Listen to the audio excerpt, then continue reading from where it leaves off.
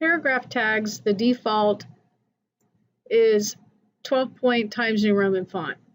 I've got this little tiny hello here, and that was done as what is called a header tag. And here's the corresponding code. There's an H6 with the word hello inside the container of H6 and a /H6.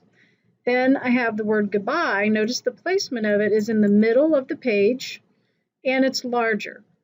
So that was done with this heading code, H1, and because I've added this attribute, align equals center, inside the H1 tag, it will center that heading tag to the middle of my page. So the default location is left aligned. So for example, if I take out this and I cut it, I'm going to save and I'm going to refresh. Over here, watch what happens to goodbye. It goes back to the left.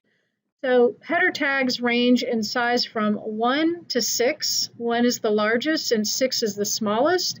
One of the other things that's unique about a header tag is it automatically will bold the text for you. Notice it's bold. And it puts in a line break. So normally you have to do sort of wrap it in a paragraph tag to get something to end the paragraph, but the header tag has that built in. So I've already got some code written. I'm just going to create some space and so we can talk about these real quick. So we're going to paste in some code that I've already typed up. And these are the header tags. They go somewhere in the body section of the web page. So I've got H1 through H6, and the text that's going to be displayed is inside the container tag. So I'm going to save this. I'm going to go over here. I'm going to refresh, and here's an example. So again, we talked about this, that they're automatically bold and left aligned, and it gets increasingly smaller the higher the number. There is no such thing as like an H12 or anything like that. There are other ways to control your font size, but these are sort of the basics. So these would be used for like section headings in a page. So if you followed like an H1 tag, I'm just going to grab a paragraph here just to show you kind of its purpose.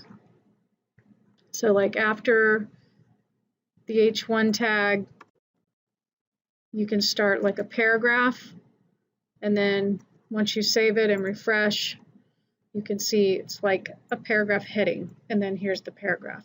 So those are your header tags, and again, they are H1 to H6, and they go anywhere after the opening body tag and before the closing body tag, and depending on where you put them is how the web page will display in the browser. It all goes in sequence.